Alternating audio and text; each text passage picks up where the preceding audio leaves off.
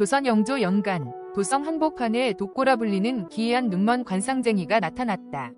그는 눈이 보이지 않음에도 사람의 발소리와 숨소리만으로 그자의 과거와 미래를 백발백중 맞춰 한양 땅을 뒤흔들었다.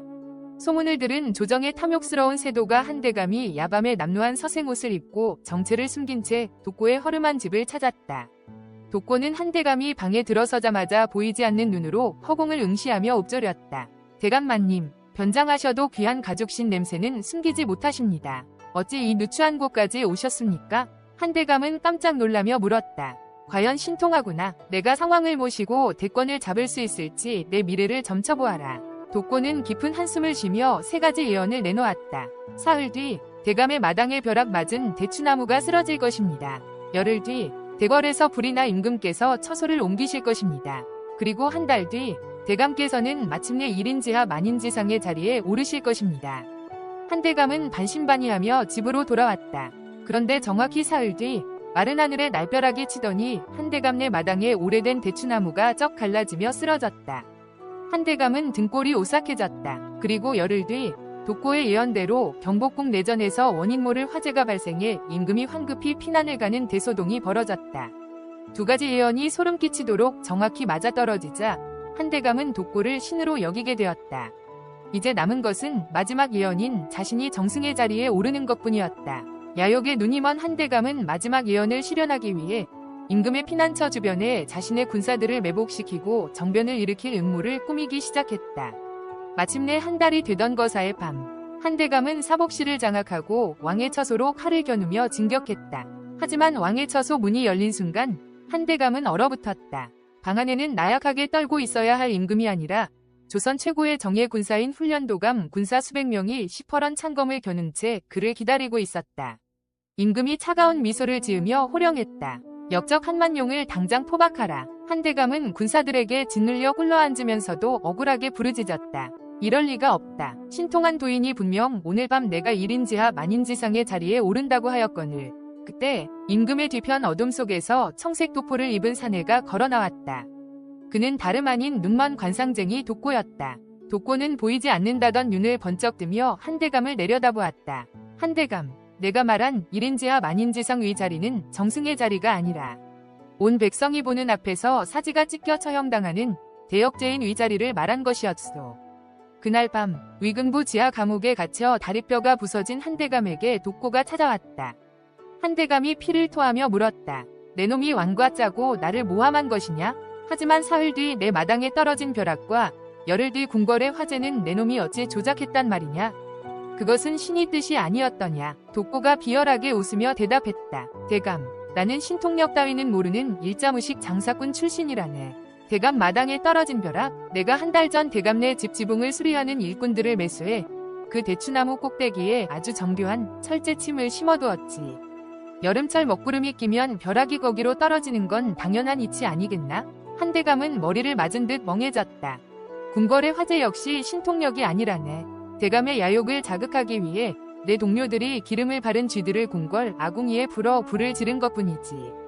대감은 기이한 현상에 눈이 멀어 내 예언을 맹신했고 결국 스스로 무덤을 파고 정변을 일으킨 것이고, 사실 독고는 진짜 관상쟁이가 아니라 과거 한대감의 폭정으로 가문이 몰락하고 누이를 잃었던 복숙이었다.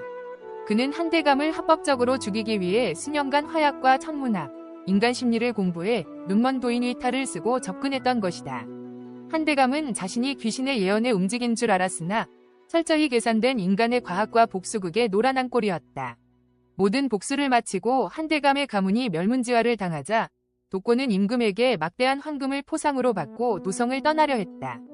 그가 한양 나루터에서 배를 타려던 마지막 밤, 주막에서 홀로 술을 마시는데 낮에 분명 자신에게 치하를 내렸던 임금의 어사 신복 영의정, 가 군사들을 이끌고 가 안으로 들이닥쳤다.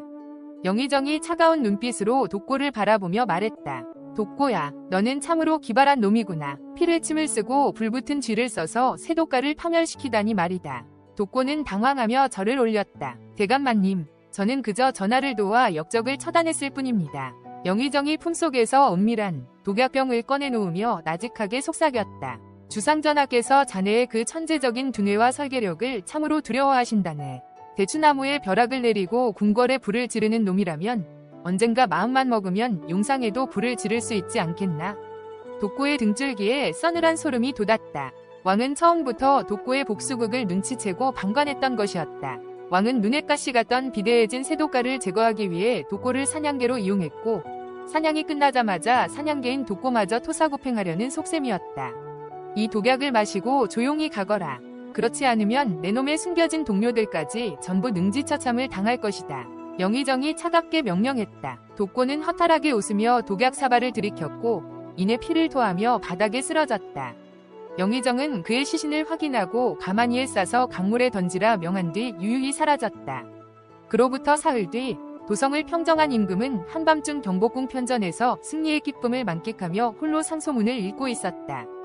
그런데 갑자기 편전의 문들이 쾅 동시에 닫히더니 사방에서 서늘한 바람이 불어왔다. 임금이 놀라 고개를 들자 방 한가운데에 분명 사흘 전 독약을 먹고 강물에 던져졌다던 관상쟁이 독고가 멀쩡하게 서 있었다. 아니, 정확히는 독고와 똑같은 얼굴을 한 눈이 멀지 않은 사내였다. 임금이 비명을 질렀다. 내 놈은 귀신이냐? 분명 독약을 마시고 죽었거늘. 사내가 비열하게 웃으며 손에 쥔 진짜 구관계 옥새를 보여주었다. 전하, 제 이름은 독고가 아니라 자네가 5년 전 억울하게 사약을 내려 죽였던 전세자의 호위무사 단우라네. 사흘 전 죽은 자는 내 쌍둥이 동생이었고 그 아이는 전하가 독약을 내릴 것까지 계산하고 미리 가사 상태의 약을 먹고 연극을 한 것이지. 사실 독고 형제의 진짜 목적은 고작 한대감 따위가 아니었다. 그들의 최종 목표는 자신들의 주군을 죽인 임금 그 자체였다.